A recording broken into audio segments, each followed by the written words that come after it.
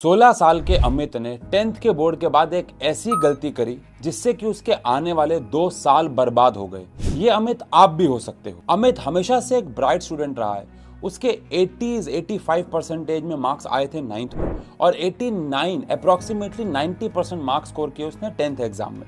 हमारे यहाँ के जो ऑफलाइन टेस्ट होते थे उसमें भी काफ़ी अच्छा परफॉर्म करता था और क्योंकि उसने 10th में बहुत अच्छे मार्क्स स्कोर किए तो उसके पेरेंट्स का ये सपना था, ये कहना था कि वो डॉक्टर बने और इसीलिए उसने बायोलॉजी को अपना एक सब्जेक्ट चुना। और कमाल की बात यह है कि अमित के 4 दोस्तों ने भी बायोलॉजी को अपना सब्जेक्ट चुना, यानी कि पीसीबी।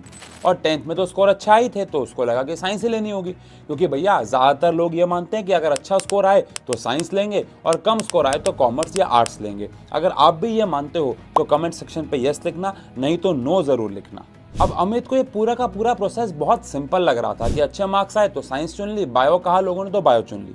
लेकिन प्रॉब्लम कब हुई? जब उसके 11th क्लास में पढ़ने के दिन आए तो जब भी वो बायोलॉजी का सब्जेक्ट को खोल के बैठता था तो उसे नींद आने लगती थी, उसका इंटरेस्ट नहीं था, कहीं ना कहीं वो फ़ोन चलाना शुरू कर दिया करता था और इस वजह से उसके जो 11th क्लास में मार्क्स थे वो 60% के आसपास आए, जो कि बहुत ज़्यादा कम थे। और वहीं पे उसके दोस्तों के मार्क्स 80, 85 और कुछ के तो 90s में भी आए, जो कि 11th क्लास के हिसाब से काफ़ी अच्छे मार्क्स कंसीडर किए जाते हैं। और ये बात सिर्फ 11th में आके ख़त्म नहीं हुई, 12th क्लास में भी उसके स्कोर कम हुए।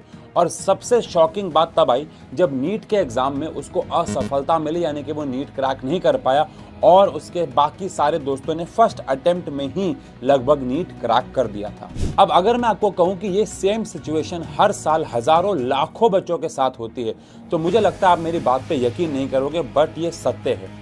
बहुत सारे बच्चे ऐसे होते हैं जो 10th में बहुत अच्छा स्कोर करते हैं लेकिन 11th 12th में उनके मार्क्स कम हो जाते हैं, और उल्टा भी होता है जहां पे 10th क्लास में बच्चों के स्कोर कम आए होते हैं और सही स्ट्रीम सिलेक्शन के बाद 11th और 12th में 10th के मुकाबले उनके काफी ज्यादा बेहतर मार्क्स भी आए हैं। और ये सारा का सारा खेल स्ट्रीम सिलेक्शन के ऊपर डिपेंड करता है। अब आपकी हालत भी अमित जैसी ना हो तो इस वीडियो को एंड तक जरूर देखिएगा, क्योंकि मैं इस वीडियो में बताने वाला हूँ कि कौन कौन से फैक्टर्स हैं जो आपको ये डिसाइड करने में मदद करेंगे कि आप कौन सी स्ट्रीम के लिए बने और ये 2 साल आपकी फाउंडेशन को स्ट्रॉन्ग करें। तो भैया हर एक छोटे से छोटे और बड़े से बड़े पॉइंट को कवर करेंगे। तो बच्चों, एक सही स्ट्रीम सेलेक्ट कैसे करें इस पे मैं आऊंगा, लेकिन उससे पहले आपको एक मेरा काम करना होगा।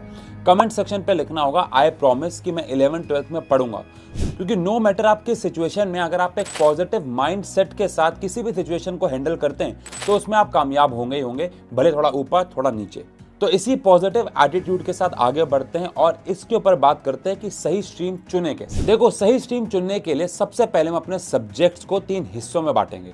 पहला हिस्सा वो सब्जेक्ट जो आपको बहुत ज़्यादा पसंद है। दूसरा हिस्सा जो आपको पसंद हो चाहे ना हो लेकिन आप उन सब्जेक्ट में बहुत अच्छे हैं, यानी आपके मार्क्स बहुत अच्छे आते हैं। और तीसरा वो सब्जेक्ट जो आपको पढ़ना बिल्कुल भी पसंद ही नहीं है। अब इन 3 ग्रुप में सब्जेक्ट्स को बांटने के बाद मान लो आपको फिजिक्स केमिस्ट्री बहुत पसंद है तो आपको पता है आपको कौन सी स्ट्रीम लेनी है। वहीं पे अगर आपको लिटरेचर बहुत पसंद है, हिस्ट्री बहुत पसंद है तो आपको आर्ट्स लेनी है। लेकिन प्रॉब्लम कब आती है? प्रॉब्लम तब आती है जब आपके इंटरेस्ट और आपके सब्जेक्ट्स जो हैं वो क्लैश करने लग जाते हैं। अब मान लेते हैं कि आपको डॉक्टर बनना है, डॉक्टर बनना आपका सपना है, लेकिन आपको फिजिक्स पसंद नहीं है। तो भैया लेकिन फिजिक्स तो पढ़नी पड़ेगी। तो यहाँ पे फिगर आउट करना है कि आपकी टॉलरेंस पावर कितने की सब्जेक्ट को लेके। बस आपको खुद से एक सवाल पूछना होगा कि अगर आप जेन्युइनली डॉक्टर या इंजीनियर बनना चाहते हो, आपका सपना है, तो क्या आप एक ऐसे सब्जेक्ट को टॉलरेट कर सकते हो जो आपको बिल्कुल पसंद नहीं है?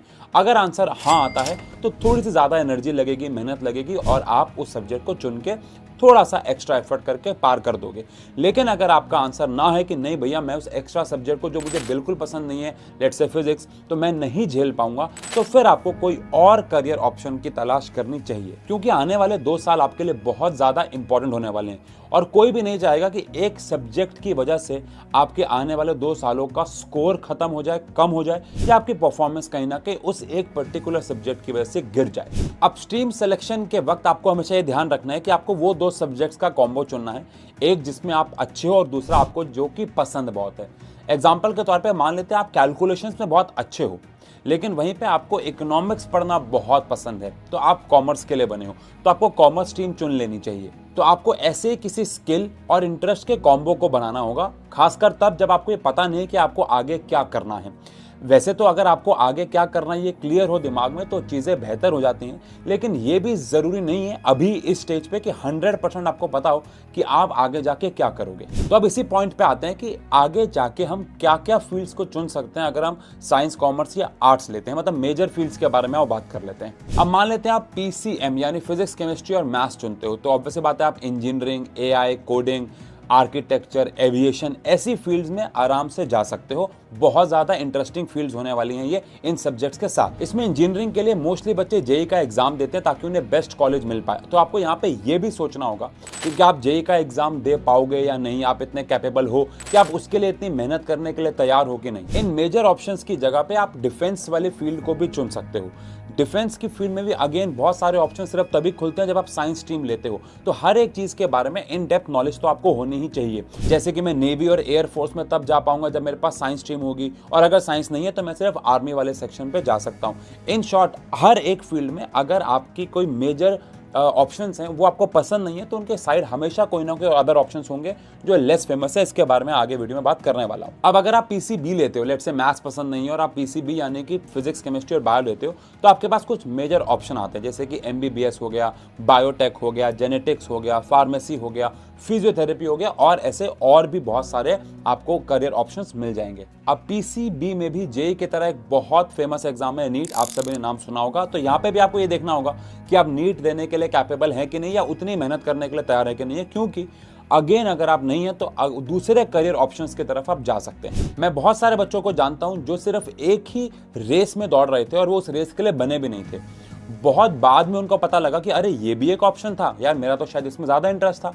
तो कोई भी चीज चुनने से पहले अपने लेवल पे भी खुद रिसर्च करना बहुत जरूरी है। इंटरनेट पे लाखों वीडियोस अवेलेबल है। अब साइंस स्टूडेंट्स की अगर ओवरऑल बात करूं तो आपको अगर प्रॉब्लम सॉल्व करना, साइंटिफिकली सोचना, किसी भी चीज के पीछे का रीजन जानने में बहुत इंटरेस्ट है, लॉजिकल थिंकिंग के बारे में, तो आप साइंस के लिए बने हो। उसके बाद करियर ऑप्शन चुन के अपनी स्ट्रीम चुन लो, सब्जेक्ट चुन लो और काम पे लग जाओ। अब कॉमर्स और आर्ट्स के बारे में बात करूंगा, लेकिन चाहे आप स्ट्रीम चुन लो, साइंस चाहे कॉमर्स चाहे आर्ट्स, एक बहुत इंपॉर्टेंट बात यहां बताना चाहूंगा कि 11th class one of the most difficult या कह लो सबसे डिफिकल्ट क्लास ही है आपकी जर्नी की।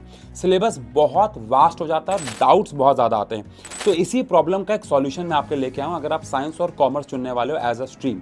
साइंस एंड फन ऐप आपको प्रॉपर मेंटरशिप देगा फ्रॉम डे 1, जो कि आपके लिए बहुत ज्यादा जरूरी है। अगर आप सही डायरेक्शन में पढ़ना, कौन से टॉपिक पे ज्यादा ध्यान देना है, किसके न्यूमेरिकल ज्यादा ट्रिकी आते हैं, कॉमर्स में अकाउंट्स में कहां पे बच्चा सबसे ज्यादा फंसता है, किसके केस स्टडी सबसे ज्यादा पढ़ने होंगे, ये जानना बहुत जरूरी होगा क्योंकि 11th क्लास बहुत वास्ट हो जाती है। तो साइंस एंड फन, साइंस और कॉमर्स दोनों के कोर्सेज लेके आया है। थोड़ा सा और इनके बारे में बात करते हैं। लेकिन अगर आप इन कोर्सेज को आज ही परचेज करते हैं तो पहले 1000 बच्चों को आशु 10 कूपन कोड लगाने पे मिलने वाला है 10% ऑफ। अब साइंस के कोर्सेज के बारे में बात करें तो एक सिंगल बैच आपको मिलेगा जहां पूरे साल आपको पढ़ाया जाने वाला है 1500 रुपए से भी कम में। अगेन यहाँ पे बैचेस के प्राइस वेरी करते हैं। 2 बैचेस हैं, एक है सिंगल बैच जो कि पूरे साल चलेगा और एक है महापैक जहां पे आपको बैच 1.0, 2.0 और क्रैश कोर्स भी मिलने वाला है, जिसका प्राइस यहाँ पे आपको रिफ्लेक्ट हो रहा होगा। और 10% ऑफ मिलेगा आशु 10 कूपन कोड लगाने पे। सारे टीचर्स आपको रोज आके लाइव पढ़ाने वाले, मॉक टेस्ट, DPPs सब कुछ यहाँ पे होने वाला है, जो कि हर एक पावरफुल पेड बैच में होना चाहिए। कॉमर्स के लिए भी सेम है, सिंगल बैच और महापैक का प्राइस सेम ही है एग्जैक्टली। और आशु 10 कूपन कोड लगा के आप 10% ऑफ ले सकते हो। कौन टीचर पढ़ाएंगे, कैसे होंगे, क्या क्या क्लासेस होंगी, स्केड्यूल क्या होने वाला है, इन बैचेस के बारे में अगर आपको और ज्यादा डिटेल में जानकारी चाहिए तो ये थंबनेल और इस थंबनेल वाली वीडियो का लिंक आपको डिस्क्रिप्शन में और फर्स्ट कमेंट में पिन हुआ मिल जाएगा। बाकी आप साइंस एंड फन का ऐप इंस्टॉल करके आशु 10 कूपन कोड लगाना मत भूलना। पहले 1000 बच्चों के लिए 10% ऑफ है और अप्रैल फर्स्ट वीक से क्लासेस शुरू हो जाएंगी। पूरे साल लाइव पढ़ेंगे। मोस्ट पावरफुल बैचेस में से 11th क्लास का डर आपका निकल जाएगा। आओ वीडियो पे आगे बढ़ते हैं। अब कॉमर्स में भी 2 प्रकार के मेजर डिवीजन हो गए, विद मैथ्स और विदाउट मैथ्स। विद मैथ्स वालों के पास बहुत सारे करियर ऑप्शंस होते हैं, जैसे कि CA हो गया, CS हो गया, CFA हो गया, इन्वेस्टमेंट बैंकिंग हो गया, फाइनेंस हो गया, बिजनेस एनालिटिक्स हो गया, स्टॉक मार्केटिंग जैसी बहुत सारी और फील्ड्स में आप जा सकते हो। अब सिमिलरली CA और CFA के लिए भी आपको एक एंट्रेंस एग्जाम क्रैक करना होगा जो कि जेईई और नीट लेवल जितना ही लगभग मुश्किल है। मतलब अगर मैं कॉमर्स स्टूडेंट के रिस्पेक्ट से बात करूं तो काफ़ी डिफिकल्ट है, तो कंपैरिजन करना यहाँ पे बेकार होगा। लेकिन वहाँ पे भी आपको मेहनत उतनी ही करनी होगी जितनी आपको किसी साइंस स्टूडेंट को जेईई या फिर नीट के एग्जाम के लिए करनी पड़ती है। अब बात करते हैं कॉमर्स, जो कि विदाउट मैथ्स है। ज़्यादातर ये लोग बिजनेस को डेवलप करते हैं, बिजनेस की फील्ड में जाते हैं। अब जिनका कोई फैमिली बिजनेस होता है उसको और एक्सपैंड करने के लिए बच्चे कॉमर्स लेते हैं और विदाउट मैथ्स वो ऐसी नॉलेज गेन कर पाते हैं कि अपने फैमिली बिजनेस को आगे बढ़ा पाएं। इसके अलावा एचआर, मार्केटिंग, इन सब में भी आप जा सकते हो। इन शॉर्ट, अगर आपको बिजनेस करना बहुत पसंद है, पैसे की बातें करना बहुत पसंद है, तो आप कॉमर्स को एज स्ट्रीम चुन सकते हो। अब लास्ट आते हैं आर्ट्स वाले बच्चों के लिए। अब कई बच्चों का ये बहुत गलत फहमी है कि जिनके मार्क्स कम आते हैं वो बच्चे आर्ट्स लेते हैं। यहाँ पे मैं एक छोटी सी बात बताना चाहूंगा। मेरा एक फ्रेंड था अंकुर, उसका पूरा नाम अंकुर गिरी था। मेरा one of the best friends जो होते हैं, हमारे जो ग्रुप होता है उनमें से एक था। उसके 90s में मार्क्स आए थे हमारे 10th क्लास में। उसका मेरा बड़ा कंपटीशन चलता था। आपको पता नहीं, ये बात बहुत सारे लोगों को बात जान के हैरानी होती है, लेकिन हमें पहले से पता था कि वो आर्ट्स लेगा क्योंकि उससे इकोनॉमिक्स ऑनर्स करनी थी। उसका इकोनॉमिक्स में बहुत ज़्यादा इंटरेस्ट था, तो उसने आर्ट्स को अपना एक स्ट्रीम चुना और कम मेहनत करके उसने एक इकोनॉमिक्स जैसे सब्जेक्ट पर ज़्यादा फोकस किया और आज अपने जीवन में बहुत कुछ अच्छा कर रहा है। तो अपने दिमाग से सबसे पहले तो ये गलतफहमी निकाल दो कि आर्ट्स वो लेते हैं जिनके मार्क्स कम आते हैं। ह्यूमैनिटीज लेके यानी कि आर्ट्स लेके आप सिविल सर्विसेज में भी जा सकते हैं, जैसे कि यूपीएससी हो गया, लॉ हो गया। यहाँ पे ह्यूमैनिटीज यानी आर्ट्स के बच्चे भरे हुए हैं। इसके अलावा आप जर्नलिज्म में भी जा सकते हैं, जो कि आज की डेट में बहुत फेमस है। आर्ट्स और ह्यूमैनिटीज के बच्चे जर्नलिज्म को बहुत मेन स्ट्रीम की तरह चुन के आगे बढ़ रहे हैं। और अगर आपको ह्यूमन के बारे में पढ़ना, उनके साइकोलॉजी को पढ़ना बड़ा अच्छा लगता है, तो साइकोलॉजी, सोशियोलॉजी, ऐसी फील्ड की तरफ भी आप आर्ट्स या ह्यूमैनिटीज लेके जा सकते हैं। तो जिनको भी क्रिएटिव काम करना, लोगों की मदद करना बहुत पसंद है, वो इस स्ट्रीम को आगे चुन सकता है। तो सबसे पहले अपने इंटरेस्ट को जगाओ। इंटरेस्ट क्या है उसके हिसाब से स्ट्रीम को सेलेक्ट करो। लेकिन ध्यान रखना, यहाँ पे कुछ बातें बहुत इंपॉर्टेंट है जानना। स्ट्रीम को सेलेक्ट करने के लिए आपको कुछ ऐसे सब्जेक्ट्स कभी कभार पढ़ने पड़ सकते हैं जो आपके करियर ऑप्शन से रिलेटेड नहीं होंगे। तो क्या आप उसे टॉलरेट कर सकते हो 2 साल? ये भी आपको जानना बहुत जरूरी होगा। सेकेंडली, अगर आपने अपना इंटरेस्ट जान लिया है, स्ट्रीम चुन ली है, तो उसके बाद जाओ यूट्यूब पे, कुछ किताबें लो, यूट्यूब पे जाके अपने लेक्चर्स को देखना शुरू करो कि आपको फील आ रही है कि आपको वो सब्जेक्ट्स पढ़ने में मजा आ रहा है। बिकॉज कभी कभार बच्चों को लगता है कि मैं स्ट्रीम के लिए बना हुआ हूँ, लेकिन जब वो लेक्चर्स अटेंड करता है तो उसको वहां पे समझ में आता है कि नहीं यार, ये तो शायद गलत हो गया। तो जाके थोड़ा सा, मैं ये नहीं कह रहा अभी से पढ़ना शुरू कर दो, थोड़ा सा 2-4 दिन दो उसको, थोड़ा सा और करियर ऑप्शंस को यूट्यूब पे गो थ्रू करो, लेक्चर्स अटेंड करो 11th क्लास के कि भैया क्या मजा आ रहा है कि नहीं आ रहा, और उसके बाद फाइनल डिसीजन लेना। एट लास्ट, स्ट्रीम सिलेक्शन का कोई रूल नहीं है। अपने इंटरेस्ट को हिसाब से आपको स्ट्रीम को सेलेक्ट करना होगा। लेकिन ध्यान रहे, स्ट्रीम सिलेक्शन से आपके सिर्फ 2 साल अफेक्ट नहीं होंगे, आगे आने वाली पूरी की पूरी लाइफ भी हो सकती है। लेकिन मैं यहाँ पे एक बात और ऐड करना चाहूँगा, अगर आपने गलत स्ट्रीम सेलेक्ट कर भी ली तो ऐसा नहीं है कि आप आगे जाके कुछ नहीं कर पाओगे। बहुत सारे बच्चों ने आगे जाके बहुत अच्छा अचीव किया गलत स्ट्रीम सेलेक्ट करने के बावजूद भी, और आगे मेहनत करके कम बैक किया। लेकिन इमेजिन करो ना कि अगर आपने सही स्ट्रीम को ही सेलेक्ट कर लिया तो 2 साल आप उसी स्ट्रीम पे मेहनत करोगे जो आपको आगे जाके पढ़नी है, ना कि आप 11th-12th में गलत स्ट्रीम सेलेक्ट करके आगे करियर ऑप्शन ही ऐसा चुन रहे हो जो आपकी स्ट्रीम से कनेक्टेड नहीं था। जैसे कुछ बच्चे बीए करते हैं 11th-12th में साइंस लेने के बाद, मैंने ऐसे बच्चों को देखा है।